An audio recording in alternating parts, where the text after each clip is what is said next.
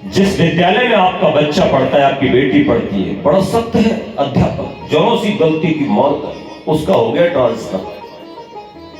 दूसरा एक मास्टर आया, और वो मास्टर जो था ना, वो बस खाने पीने वाला, मौज मस्ती वाला आदमी, पता नहीं कैसे मास्टर बन गया। उसने कहा एक दिन क्लास में आके, बच्चे पढ़ोगे? पढ़ लेंगे। बच्चे तो डर रहे थे कहीं ये भी न सकते, लेकिन ये तो बड़ा सरल निकला। ये बोला, बच्चों मैं बहुत जल्दी तुम्हारी पढ़ाई करवा देता हूं, ऐसा पढ़ाऊंगा जो ना तुमको आज तक कोई पढ़ा पाया और ना पढ़ा पाएगा। किताबें निकाल, सब निकाल दी बच्चों, और फिर पूछा, बेटा ये क्या है? बोले ये विद्या मैया है, ये गणित की किताब है, गणित मैया, ये भूगोल की किताब है, भूगोल मैया, ये विज्ञान की किताब है, विज्ञान मैया, सारे देवी हैं ये ज्ञान की, सबको निकाल के सामने रखो। रखा। फिर कहा जाओ फूल तोड़ लाओ। बच्चे गए तो जो आज तक कभी फूल नहीं तोड़े गए थे, सब मूड लाए और सारे फूल ला करके अपने पास रखे। तो गुरुजी ने कहा, अब सब फूल पुस्तक मैया पे चढ़ाओ। और सब ने एक एक फूल पुस्तकों पे चढ़ाया।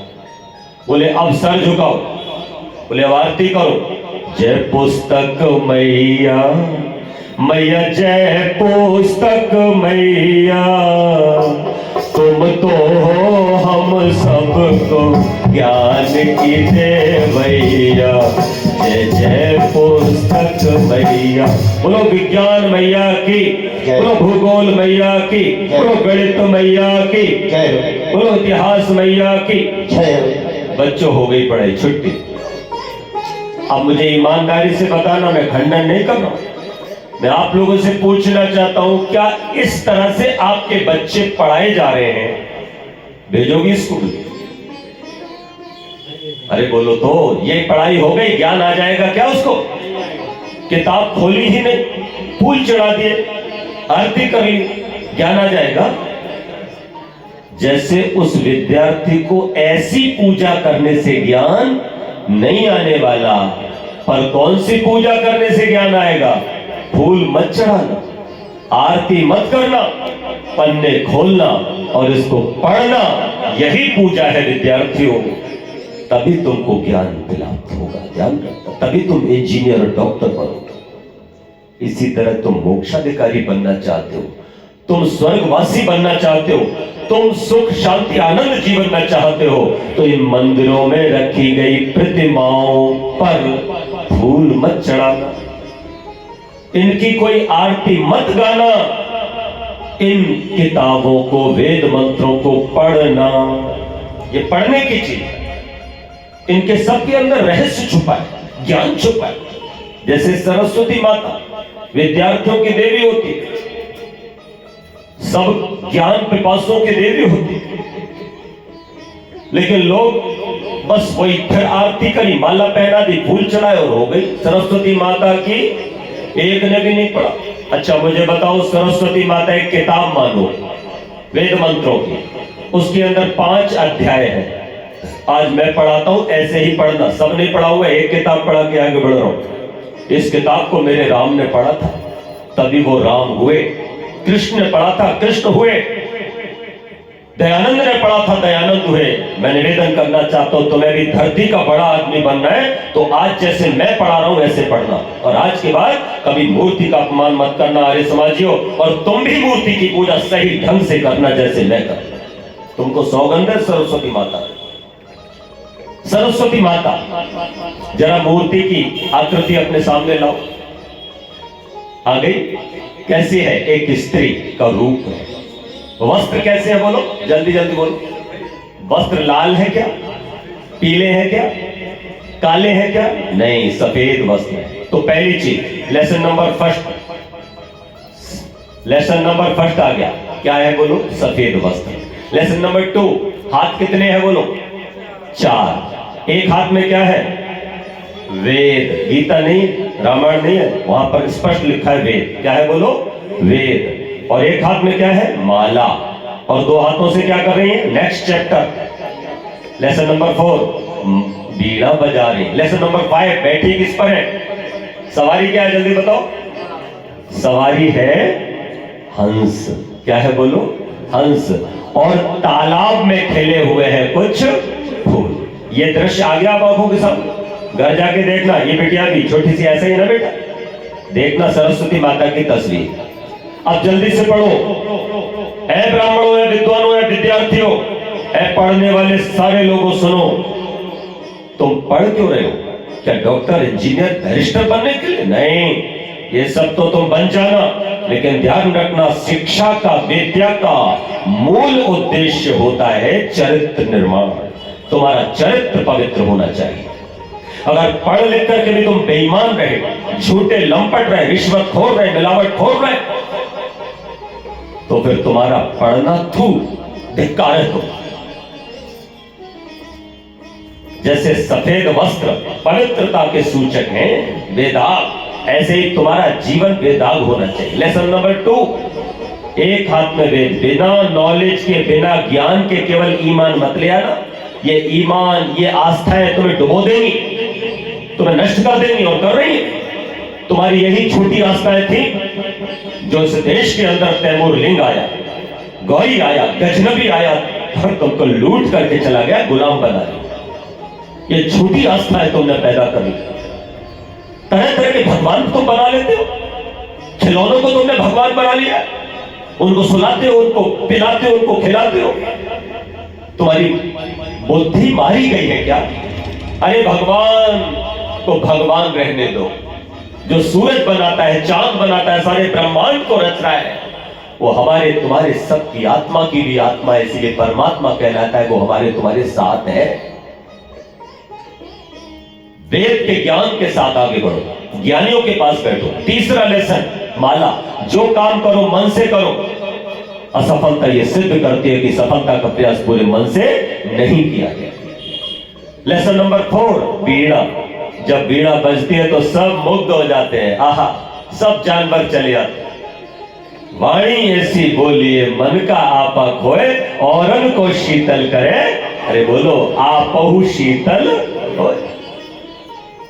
कुछ भी बोल देते हो कभी भी। हमारे पिताजी एक बार, हम जब घर जाते थे ना, विद्यार्थी थे, तो हमसे बोलते थे उल्लू का बैठा। वो सबको उल्लू का बैठा बोले। एक दिन हमने पिताजी को पकड़ लिया, पिताजी एक बात बताओ, तुम जो हमसे कहते हो उल्लू का पट्ठा, इसमें उल्लू कौन है? पट्ठा तो मैं हो गया।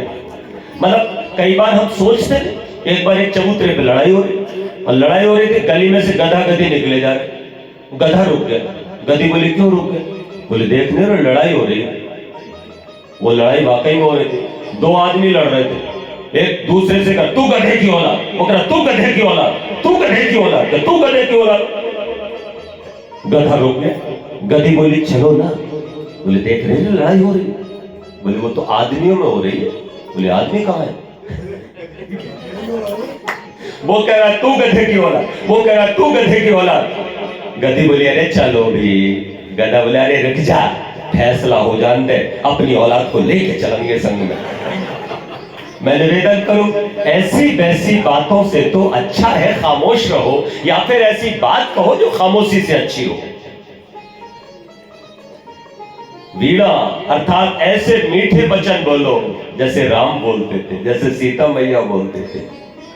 हमारे दुख का कारण क्या है? आज मैं निचोड़ रहा हूं कथा को, क्योंकि अंतिम सत्र है।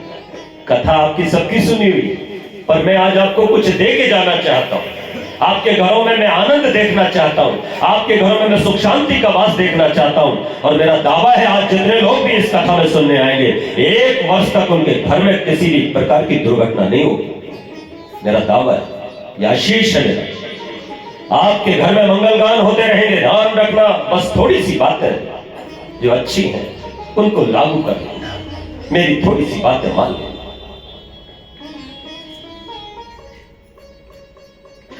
मीठा बोलो, सत्य बोलो और हितकारी बोलो।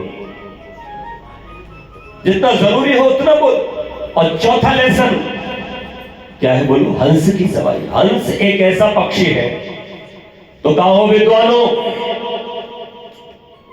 ओ विद्यार्थियों, एक बात का ध्यान रखना, चाहे तुम कितने ही बड़े अफसर बन जाना, चाहे किसान बनना, व्यापारी बनना, चाहे तुम इंजीनियर, डॉक्टर, कुछ भी बन जाना, लेकिन मेरे बेटा हंस को मत भूलना, तुम हंस बन के रहना। गुरुजी से पूछा शिष्य ने, गुरुजी हंस बनने का मतलब क्या है? बोले बेटा हंस जैसे दूध में पानी मिला दो तो चोंच मारता है ना, दूध फट जाता है, दूध और दूध खा लेता है और पानी पानी छोड़ देता है। इसी तरह समाज में असत्य भी है और सत्य भी है, अच्छाई भी है और बुराई भी है। तुम हमेशा अच्छाई ही ग्रहण करना, तुम बुराई कभी भी मत लेना। बुरी से बुरी जगह भी तुम्हें थोड़ी बहुत अच्छाई मिल जाएगी। ढूंढी शरीफ ज़ादों के घर पर बहुत, मगर तहजीब की किताब तवाइफ के घर मिली।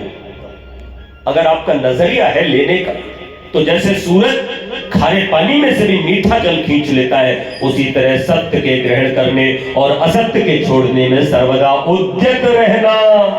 ये लेसन नंबर 4 था और ये 5 था। और ये 5 बातें तुमने अगर अपने जीवन में धार ली, उतार ली, तो तुम जैसे कमल होता है, तालाब में खिलता है तो तालाब की सुंदरता बढ़ जाती है, तुम कमल हो जाओगे। और जैसे ये चंडोस है, चंडोस को तालाब मानो और तुम कमल हो गए तो चंडोस की शोभा बढ़ जाएगी, अलीगढ़ की शोभा बढ़ जाएगी, सुमेरपुर की शोभा बढ़ गई है। कुलदीप कमल है। मैं निवेदन करना चाहता हूं, तो चित्र की पूजा का मतलब है कि चरित्र की पूजा। क्या है बोलो? चित्र में चरित्र है। मैंने आपके हृदय में भगवान श्री राम का पावन चित्र लगाया है ना, उसके पीछे मेरी मंशा यही है कि आप सब भगवान श्री राम का वो पावन चरित्र से अपने चरित्र का मिलान करो और अपने चरित्र को उत्तम बनाओ। मैं भगवान राम की तस्वीर के सामने रोज खड़ा होता हूं, बजरंगबली हनुमान की तस्वीर के सामने रोज खड़ा होता हूं। मैं बजरंगबली के सामने जब जाता हूं तो उनके कंधे पर जो जनेऊ पड़ा है उसको देखता हूं तो अपना जनेऊ भी देखता हूं। कांधे मुझे जनेऊ साजे। और हमारे हनुमान भक्त हनुमान की आरती तो गाते हैं, पर एक के भी कंधे पे हमने जनेऊ नहीं देखा। तो काहे के तुम भक्त हो? जनेऊ भी तो तुम्हारे पास होना चाहिए। और फिर मैं भगवान हनुमान से कहता हूं, ऐ बजरंगबली हनुमान, जैसे तुमने किसी स्त्री को गंदी नजर से नहीं देखा, तुमने लंका के अंदर जाकर के कितनी नंग धड़ंग स्त्रियों को देखा जब तुम सीता मैया की खोज करने गए थे, लेकिन तुम्हारे मन में किसी स्त्री को नंगा देखने पर भी पाप का विचार नहीं आया। उसी तरह मुझे भी संसार की किसी माँ बहन बेटी को देख करके गंदा विचार, ये मैं भगवान हनुमान से रोज मिलकर बात करता हूं। मैं सोना नहीं मांगता साहब, मैं चांदी नहीं मांगता साहब, मैं रुपया नहीं मांगता साहब, मैं आयु भी नहीं मांगता। मैं बजरंगबली हनुमान जी से केवल ये मांगता हूं कि जैसे तुम ब्रह्मचर्य व्रत को धारण किए हुए, मैं भी उसी व्रत को धारण करने वाला बनूं। मैं भगवान राम के चित्र के सामने खड़ा होकर यही कहता हूं, ओ मर्यादा पुरुषोत्तम राम, ओ मेरे परमेश्वर, जैसे मेरे राम माता पिता के भक्त थे मैं भी भक्त बनूं, जैसे वो गुरु भक्त थे मैं भी गुरु भक्त बनूं, जैसे वो अपनी पत्नी के प्रति समर्पित थे मैं भी अपनी पत्नी के प्रति समर्पित, जैसे वो भाइयों से प्यार करते थे मैं भी अपने भाई, जैसे वो त्यागी थे मैं भी त्यागी बनूं, जैसे वो सबके लिए प्यार दिल में रखते मैं भी रखूं, जैसे वो अन्याय के खिलाफ खड़े हो जाते थे ऐसे मैं भी खड़ा हो जाऊं, जैसे देश के लिए उन्होंने अपना सर्वस्व त्याग दिया मैं भी अगर जरूरत पड़े मेरे भारत को, मेरे देश को, तो अपने हंसते हंसते प्राणों को निछावर कर दूं।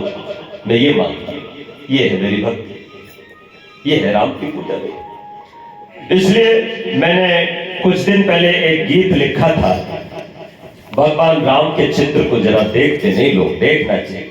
राम का नाम प्यारा दुलारा